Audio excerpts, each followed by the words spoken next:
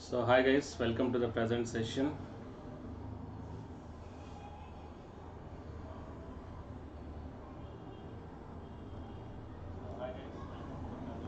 So I hope my audio and video, both these two, are fine, right?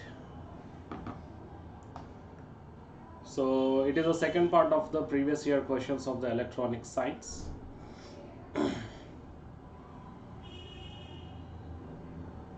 So before going into the main content of this video, here one announcement is that, so myself, I am Aswini Kumar, the electronic science as well as a general paper 1 educator, guys. And on 18th January morning 11 o'clock, so it is a 2 hours marathon session. The topic is easy approach to learn the two-port networks. Okay, I hope all of you might know that from the two-port networks, it is a compulsory and a pakka question it is. So in this in 2020 as well as the 2019, so we got the 4 marks from that topic. 4 marks means 2 questions. Okay, one is the general problem and second one is the conversion of the two-port networks. So from the so many years, okay, from the problem from the two-port networks they are giving continuously. So it is a very most important topic, and definitely we can expect one question from this topic. Okay, so that's why so many people are facing problem to solve the two-port networks. Why? Because we're having the 6 different types of parameters. So how to solve that one, and how to convert one parameter into the other parameter. So all such type of confusions and will lead to clarity in this session, guys. Okay, it will be for the 2 hours a marathon session. So utilize this session and share this information to your friends. Okay, so you can able to score the 4 marks from this topic, right? So next, the candidates who are preparing for the UGC NET 2021, a new batch is going to start from 1st Feb 2021. Okay, a new batch is going to start from 1st Feb 2021. So you may take the subscription plan, guys. Okay, it will continue up to the 3 months. So all the topics of the UGC syllabus will be discussed in detail, so which will be very much helpful to you. And here the different subscription plans are mentioned. So you may take any one of the subscription plan, either 1 month, 3 months, 6 months, 12 months or 24 months, and here the plans are also mentioned. And if you want to get the 10% discount on any one of the subscription plan, then use my referral code, that is ASWINIK. Okay, then you will get the 10% discount. Okay guys, so shall we start? Yeah. 1 minute, guys. Yeah,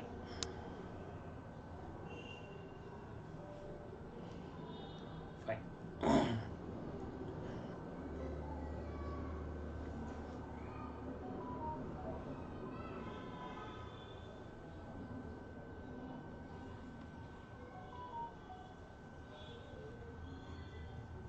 So we are going to discuss a few questions in this previous year question part 2. Okay, so the candidates who are having the queries or the questions, or else if you know the solution, then you may put in the comment section, guys. So I am watching your comment section.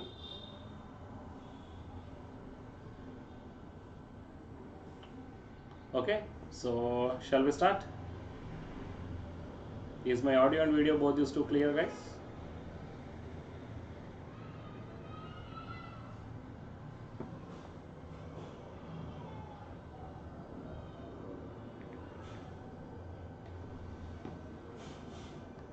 Yeah, I kept the hi message. Okay.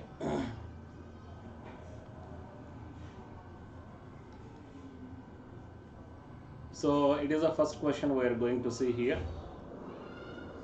The final code after encoding the data bits 1101 into the 7-bit even parity Hamming code.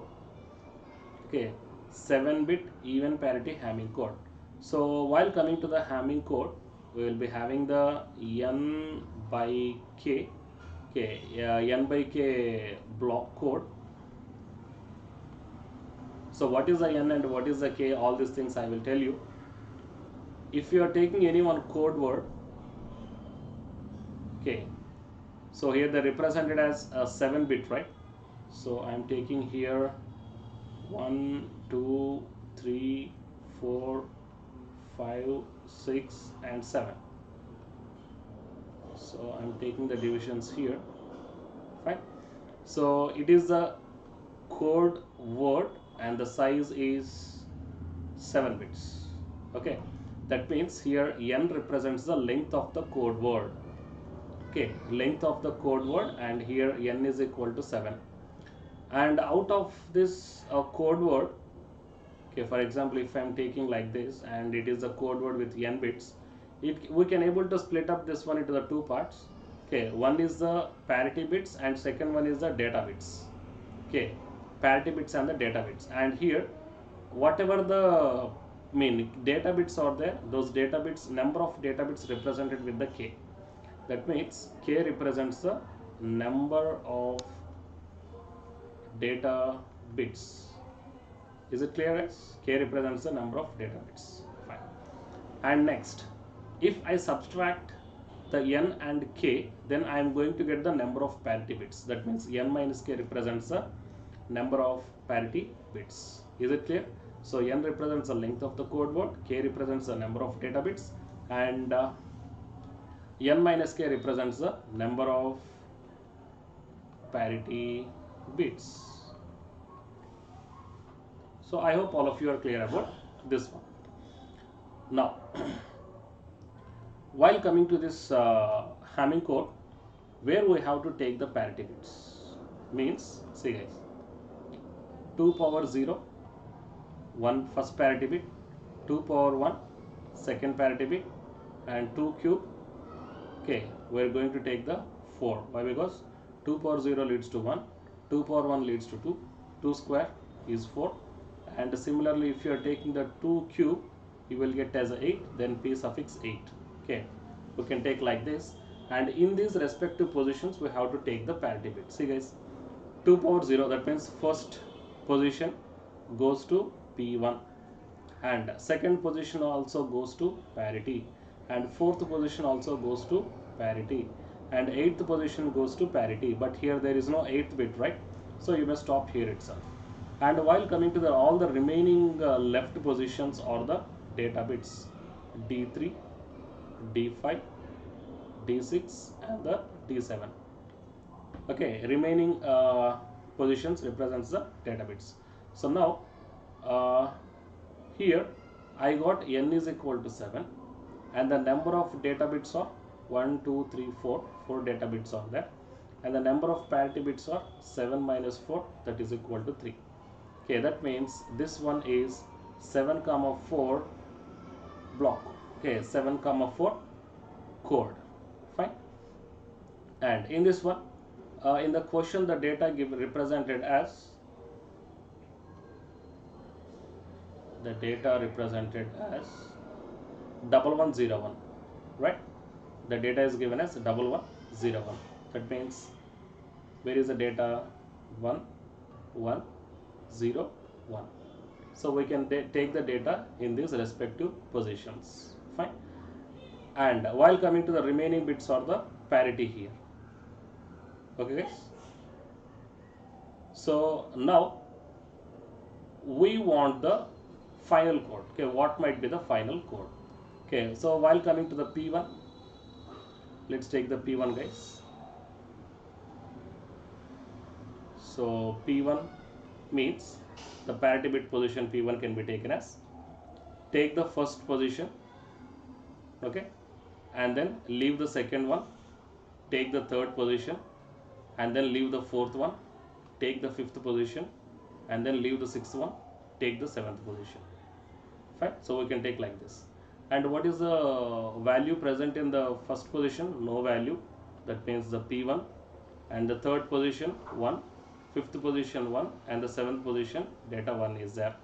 Okay, so P1 111. And now here they given as an even parity. So if this one has to be even parity, then what about the P1 guys? What about the P1? If it has to be even parity, P1 must be 1.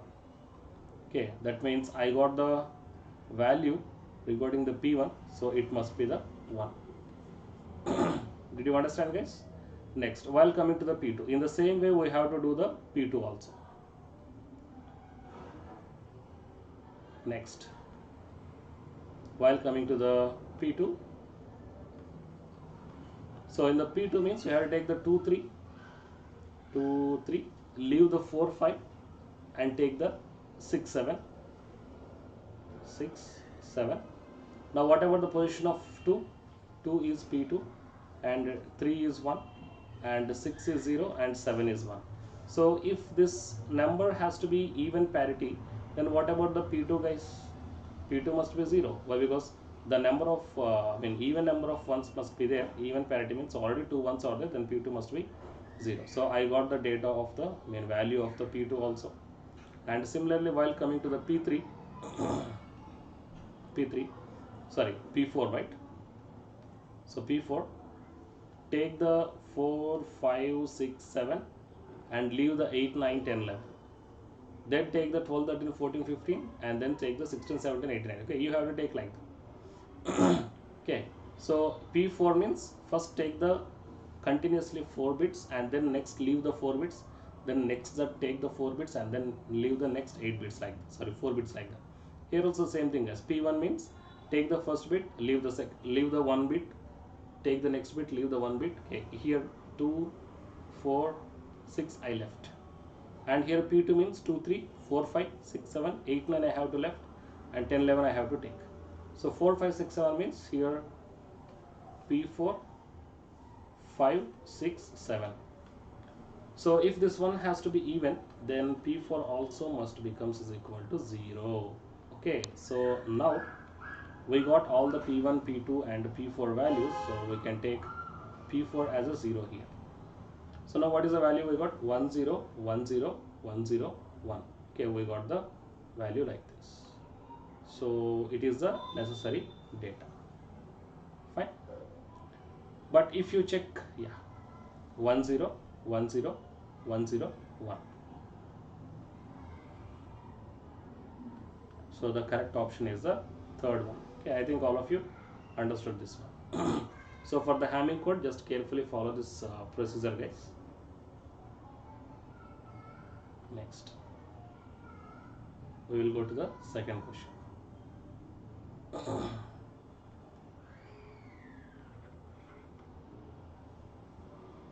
So coming to this question, a dual slope integrator type A to D converter has an integrating capacitor of 0.1 microfarads and a resistance of 100 kilo ohms.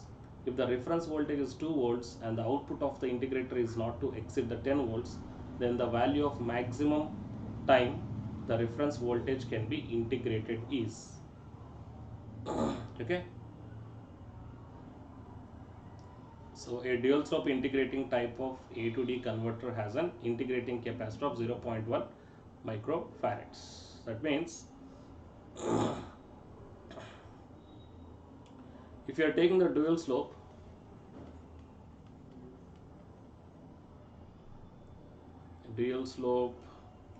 ADC converter, then it will be having like this.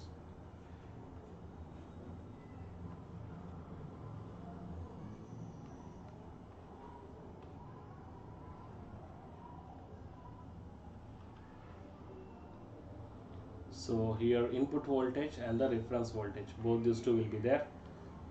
So for some time the input is connected, this point is connected to the input voltage, and for some time it is connected to the reference voltage. And then it is the integrator or the low pass filter like that you can take. It is the integrator, and from the integrator, okay, it will goes to the remaining blocks. Right? So we can take like this for the dual slope ADC. Okay, so later it goes to the comparator and the AND gate, and the AND gate is connected with the clock signal. Right? So all these things we will get. So here the capacitance value is given as 0.1 microfarads and the resistance is given as 100 kilo ohms. Okay, so from this one they given that the value of the maximum time the reference voltage can be integrated is. So generally the integrator output can be taken as minus 1 by RC integration of V input voltage into dt. Okay, we can take like this. Okay, so why we are calling this one as a dual slope? Because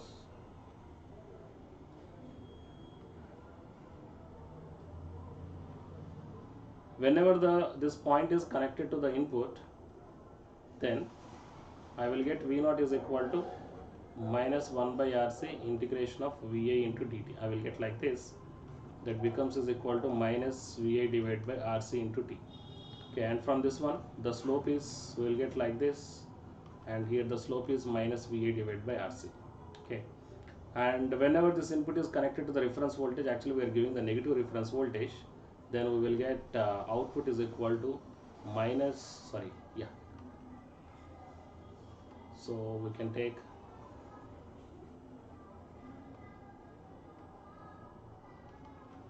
minus 1 by RC into V reference into dt. That becomes is equal to minus V reference by RC into t. So that means we will get the slope like this. Sorry, here V reference is a negative voltage, right? So we can take the negative here, minus and minus becomes plus, then I will get the positive when increasing slope. Then we can take this slope is V reference by RC.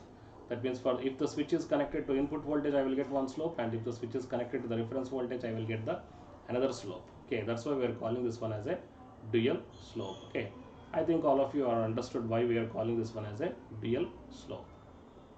Next, yeah, so while coming to this question,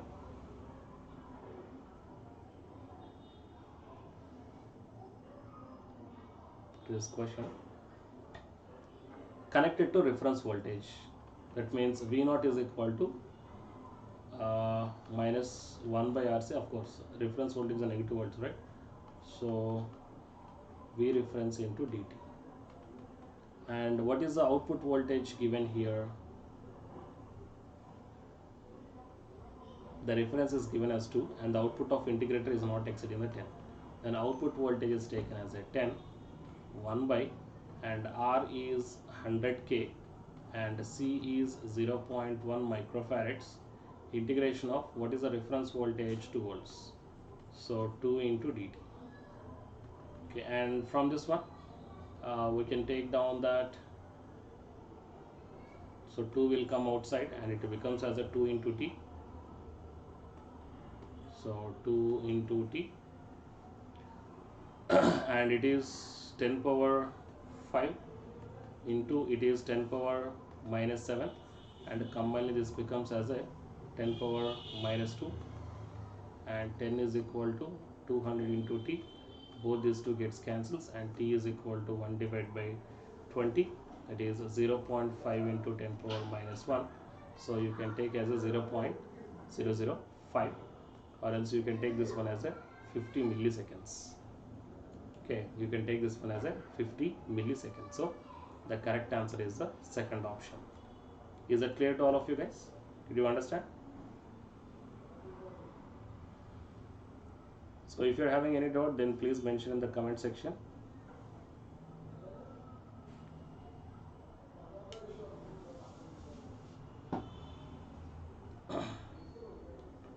So we will go to the next question, guys.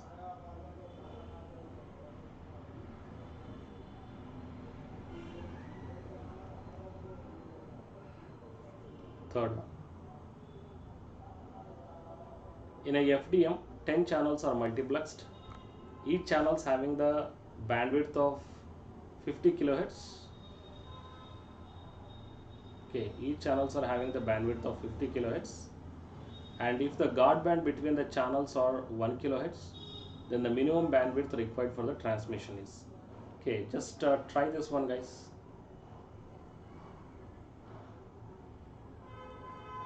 try this one.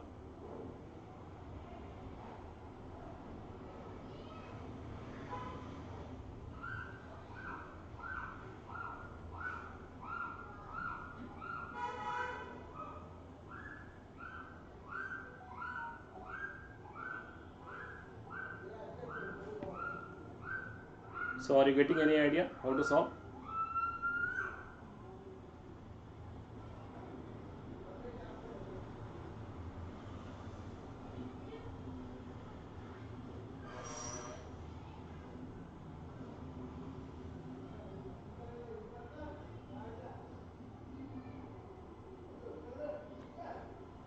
FDM system.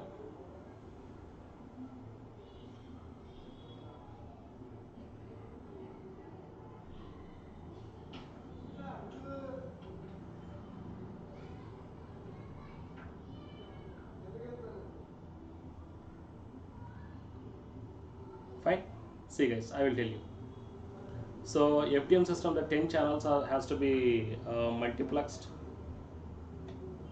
So 10 channels has to be multiplexed means let's take like this.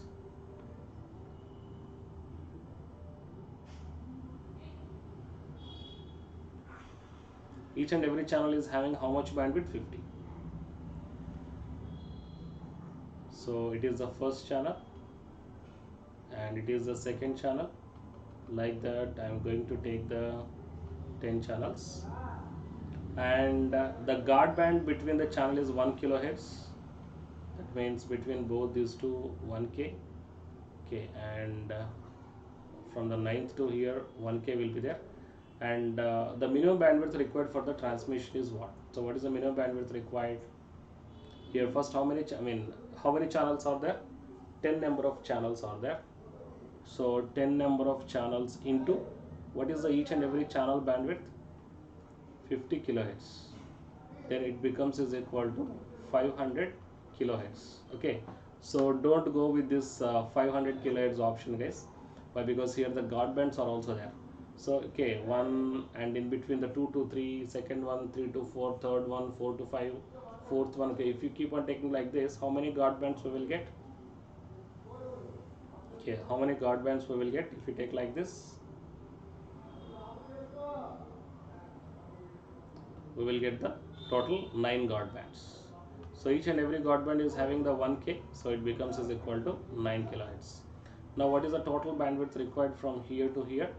The total bandwidth required is 509 kilohertz. So here the answer is the third option. So all of you clear this one? If you're having any doubt, then please put your doubt in the comment section guys.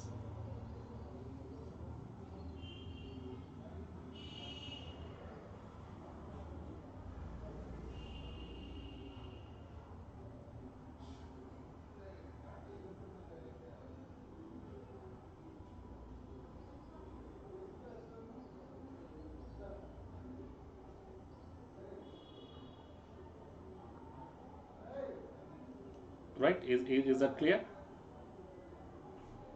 Next,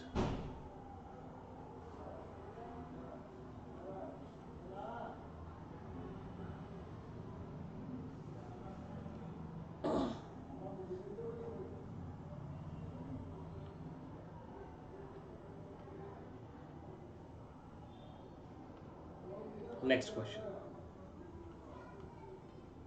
So given below the two statements, one is labeled as assertion and the other is labeled as a reason.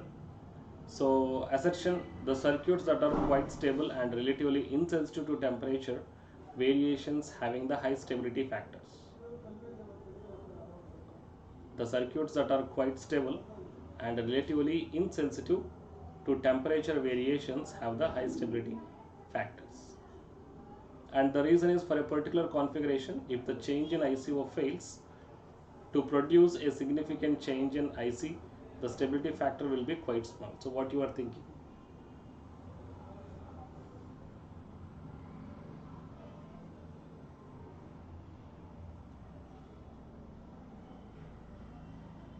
So what is your answer guys?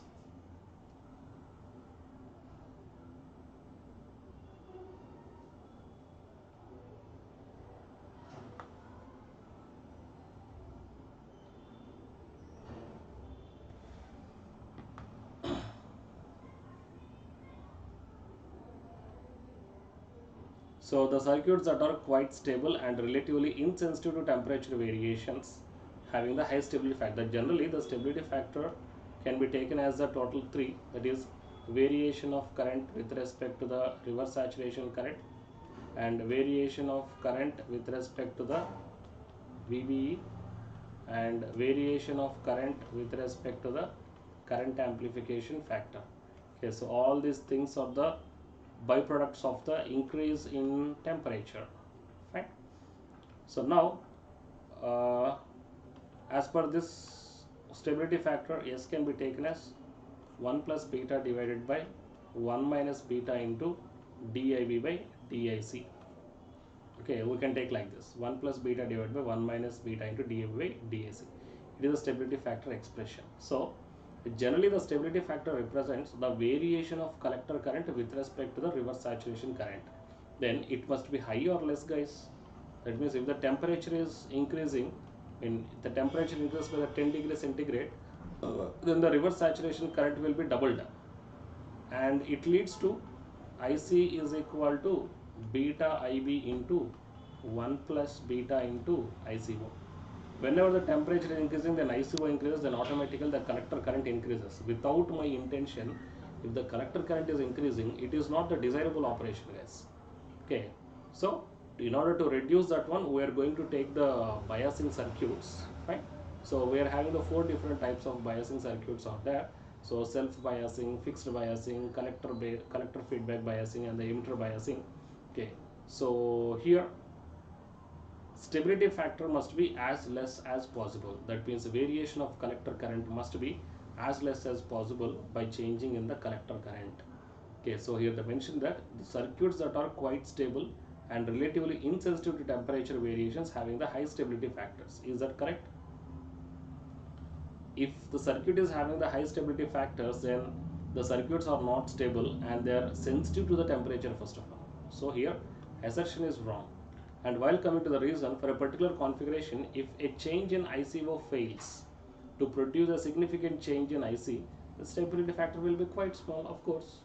That means if the ICO is changing but still it is not changing the collector current, then the stability factor will be small. Okay, so the reason is correct. So that's why A is false and R is true. That means the correct option is the 4th option.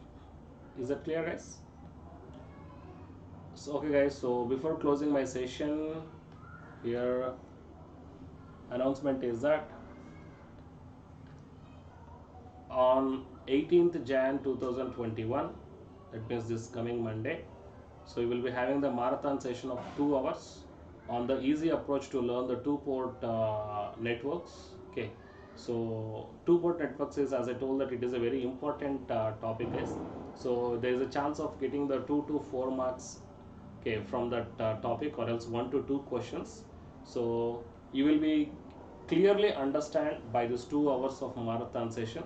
So all of you please participate and share this information to your friends also. Fine. So it is a presentation, guys, and the complete course for the UGC NET Electronic Science is going to start from Feb 1st 2021, guys.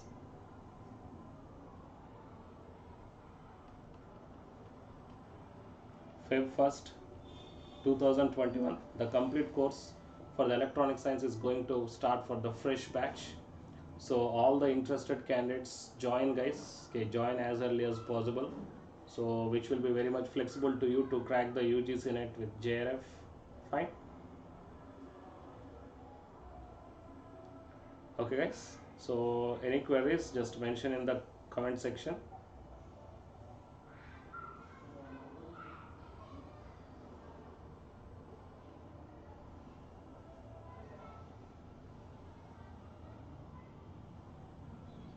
Okay guys, thank you very much. We will meet in the next session, guys.